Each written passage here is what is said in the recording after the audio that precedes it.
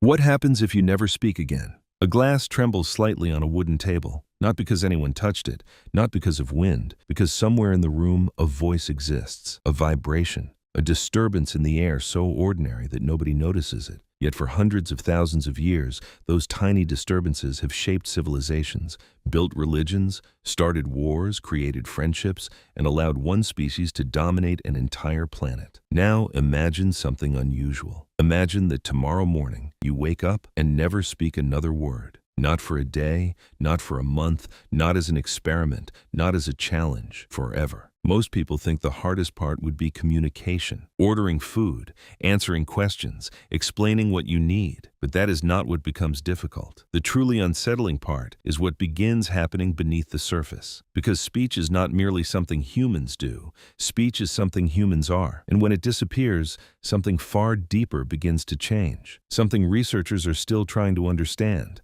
Something hidden inside the architecture of the mind itself. The first thing you would notice is silence. Not external silence, internal silence. A strange gap between thought and expression. Most people assume thoughts exist independently of language, that words simply give thoughts a way to escape. But neuroscience suggests something far stranger. For many forms of reasoning, language is not the vehicle. Language is part of the engine.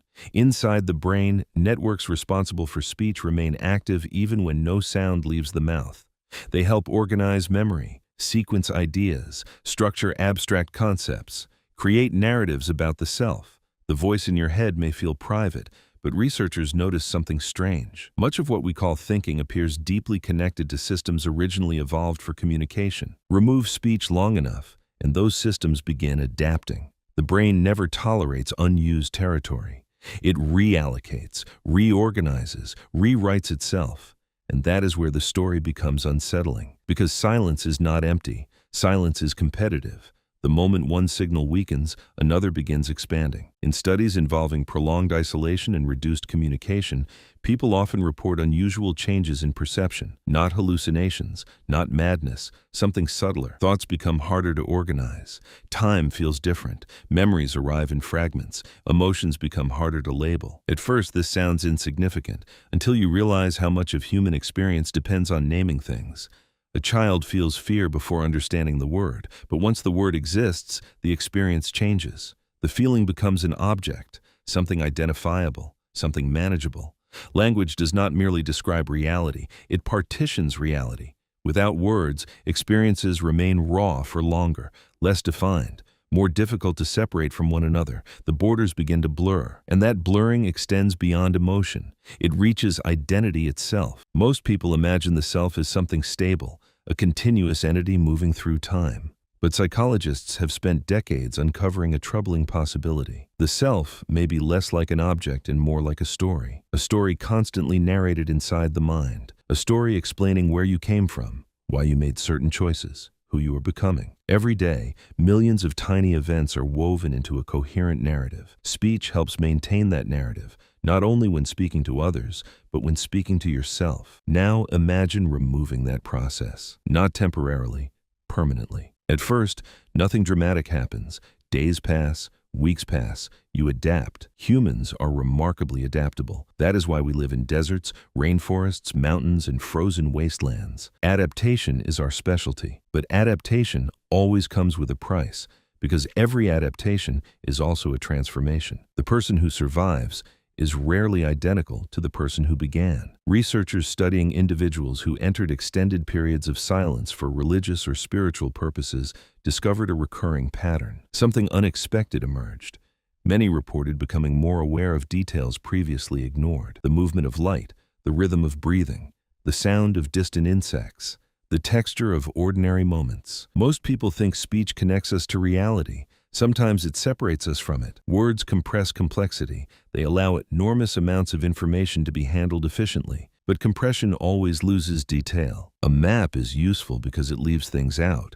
Language works the same way, and without constant verbal filtering, the world can begin feeling strangely vivid, almost overwhelming. Yet there is another side to this transformation, a darker one. Humans evolved as intensely social creatures, perhaps the most social large animal that has ever existed. Our ancestors survived not because they were stronger than predators.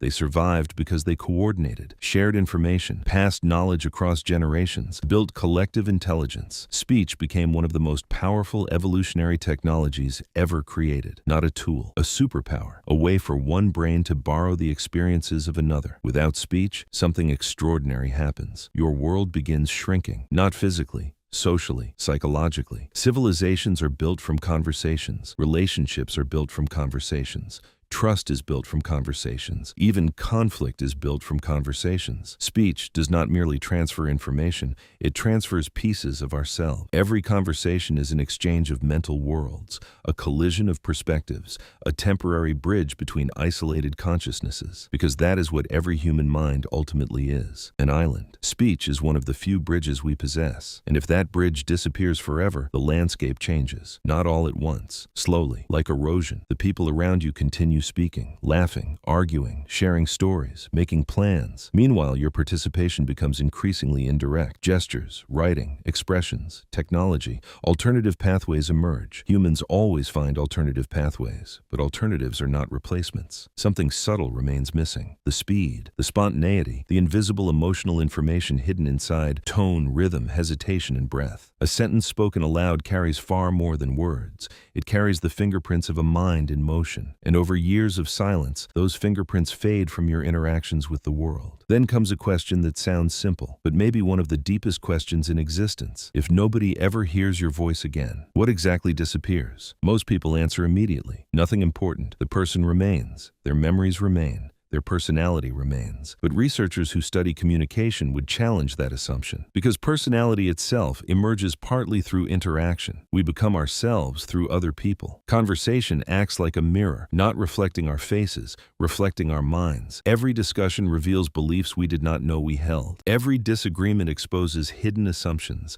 Every story we tell reinforces certain versions of ourselves. Without those mirrors, identity can begin drifting in unexpected directions, not vanishing, changing, quietly, continuously. The deeper scientists investigate human communication, the stranger it appears. Conversation is not simply information exchange. It synchronizes brains, literally. Brain imaging studies reveal that during successful communication, neural activity between people begins aligning in remarkable ways. Separate nervous systems briefly move together, as if two minds are creating a shared reality. Speech is not merely sound, it is synchronization, a biological mechanism for reducing the distance between consciousnesses. And suddenly, the question changes. What happens if you never speak again? Becomes, what happens when one consciousness permanently stops reaching outward through its oldest bridge? The answer remains incomplete. Researchers still debate many aspects. Human beings are extraordinarily adaptable. Some individuals live rich and meaningful lives without spoken language. Alternative forms of communication can be powerful, expressive, and deeply human. But the question was never about practicality. The question was about transformation. And transformation is unavoidable, because silence is not the absence of change. Silence is its own environment, like deep ocean water, like outer space, like a forest untouched for centuries. Enter it long enough, and it begins reshaping you. Perhaps that is the strangest realization of all. Most people think speech exists to connect us with others. Yet the deeper you look, the harder it becomes to separate communication from consciousness itself. The voice leaving your mouth may be doing more than expressing thoughts. It may be helping create them, helping organize them, helping maintain the fragile narrative that allows a human being to move through time, believing they are the same person they were yesterday. And if that voice vanished forever, you would still exist. You would still think. You would still feel. You would still dream. But somewhere, deep beneath awareness, the architecture would begin shifting. Not dramatically, not catastrophically, like a coastline changing beneath invisible waves. And perhaps that is the final lesson hidden inside silence. Every human being enters this world alone, locked inside a consciousness nobody else can fully access. For a brief period between birth and death, language allows us to cross that impossible distance, to project fragments of our inner universe into the minds of strangers, to make isolation slightly less complete. Then one day, every voice falls silent, every conversation ends, every story reaches its final sentence. And what remains is the same mystery that existed before the first human ever spoke. A universe filled with minds, reaching toward one another across the darkness, trying, for a little while, to be heard.